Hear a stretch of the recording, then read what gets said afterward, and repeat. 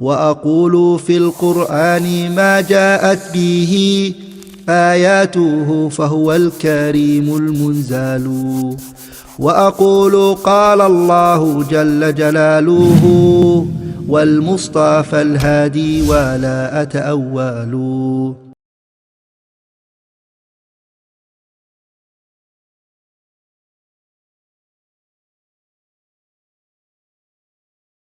الحمد لله رب العالمين له الحمد الحسن والثناء الجميل وأشهد أن لا إله إلا الله وحده لا شريك له يقول الحق وهو يهدي السبيل وأشهد أن محمدا عبده ورسوله صلى الله عليه وعلى آله وأصحابه والتابعين لهم بإحسان إلى يوم الدين أما بعد.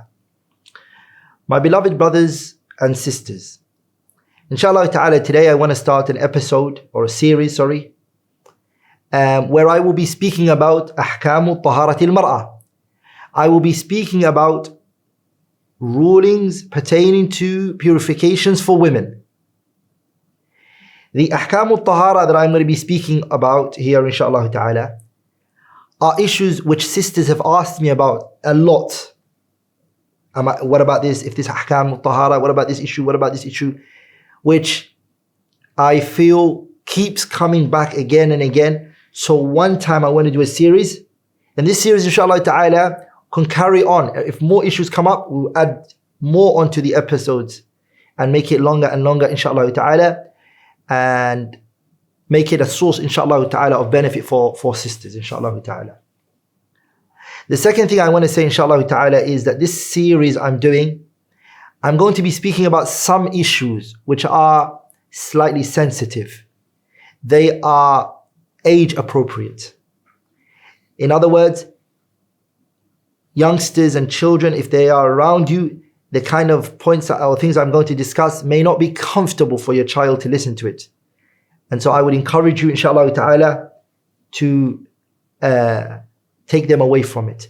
I generally don't like discussing and speaking about these type of sensitive things that are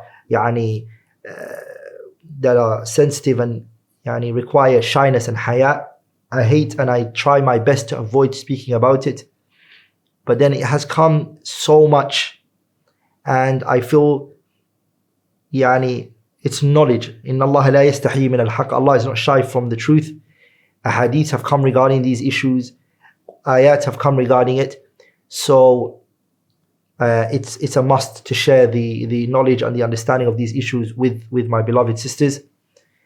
So I ask inshallah ta'ala for our viewers inshallah ta'ala who are listening to keep that in mind, that it's not something I'm just choosing to just talk about, but it's because of how much I've been asked about it.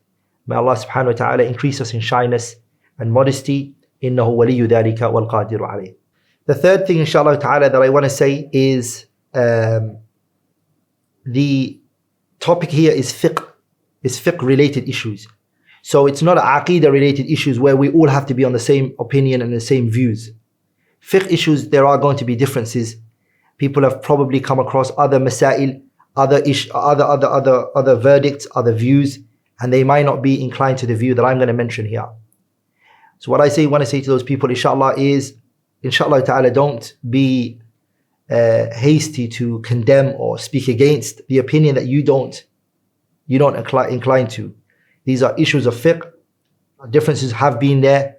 They're going to be there. إِلَىٰ أَن يَرِثَ اللَّهُ الْأَرْضَ وَمَنْ عَلَيْهَا. I won't be able to bring an end to these khilafiyat or these difference of opinions in issues. And the viewer who's watching inshallah ta'ala won't be able to bring an end to these rulings, the views. There are going to be differences of opinion. I'm going to mention what I believe to be right and that which my understanding and my heart is inclined to from the verdict and the understanding of the great scholars of Islam. Every point I mention, I will try to mention an evidence for it and who from the great scholars of Islam have taken that opinion, inshallah ta'ala. Some opinions, you might not feel that evidence is not strong. Inshallah ta'ala, if you find other evidences which are stronger than what I mentioned, then you need to follow the evidences. You need to follow the proofs. The proof should be more beloved to you than what you come across in this video. As Allah ta'ala said in the Qur'an, وَاتَّبِعُوا مَا أُنزِلَ إِلَيْكُم مِّن رَبِّكُمْ وَلَا تَتَّبِعُوا مِن دُونِهِ أَوْلِيَاءَ قَلِيلًا مَا تَذَكَّرُونَ. Follow the revelation that has come to you from your Lord, and don't follow the view of anyone other than that. So we were commanded, we were instructed to follow the Qur'an and the Sunnah. Inshallah ta'ala, I'm going to be trying my best to bring you the Qur'an and the Sunnah and how it was understood, these verses and these texts. But remember, those understanding, those verses and those hadiths, they have few different understandings that scholars have taken from it. I mentioned what my heart is inclined to, inshallah ta'ala. May Allah preserve all of you, bi'idhnillah al-kareem. The first, inshallah ta'ala, point that I want to start with from the Ahkam al-Tahara is Massul mar'ati lidhakari sabiyyiha. What is the ruling? Mothers tend to ask me this question a lot. They say, I have a child, he's a boy, or is a newborn baby, and I touch his private part, or I touch her private part. What in that situation? A newborn baby touching their private part. What's the ruling regarding that? Does it break my wudu or doesn't it? It breaks your wudu. Based on the hadith that the five narrated. Min hadith Busra ibn binti Safwan. That the Prophet sallallahu alayhi wa sallam, he said, Man massa dhakarahu falyatawadda. Anyone who touches his private part, falyatawadda, do wudu. Some of you might now then say, this hadith says anyone who touches his private part. Okay? What we say is that this hadith, kharaja makhraj al-ghalib. The majority of the people only touch their private parts. You don't touch other people's private parts, right? You don't. And the qa'idah usuliyya, and also a qa'idah lughawiyya as well, is anna ma kharaja makhraj al-ghalib fala mafhuma lahu. Because the Prophet ﷺ said this makhraj al-ghalib, meaning the overwhelming majority of times people are touching their own private parts. You're not touching other people's private parts, are you? No, you're not. So the Prophet was speaking from that perspective. Man massa dhakaruhu falyatawadda. Anyone who touches his private part, do wudu. But that doesn't mean that the ruling is specific to the one who touches his own private part. It also means anyone who touches a child's private part whilst washing his private part, or etc. Or if a man touches his wife's private part, all of that breaks your wudu. Whether you do it deliberately or not, it breaks your wudu. Whether your hand falls onto it without you intentionally choosing to touch it, it breaks your wudu. Okay? Just the same way, if you pass wind unintentionally, it breaks your wudu. This is the same way it breaks your wudu. I'm going to stop there, inshallah ta'ala. Anything which I have said that was wrong or incorrect is from me and shaitan, and Allah and His Messenger are both free from it. Subhanakallahumma bihamdi, ashhadu an la ilaha illallah, astaghfiruka wa atubu ilayh. Assalamu alaikum wa rahmatullahi wa barakatuh.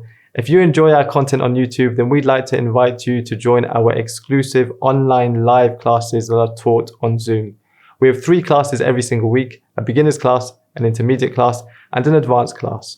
All 3 classes are taught in English, and if you sign up to the program and you can't make the classes live, then you'll also be sent a recording of the lecture after it takes place.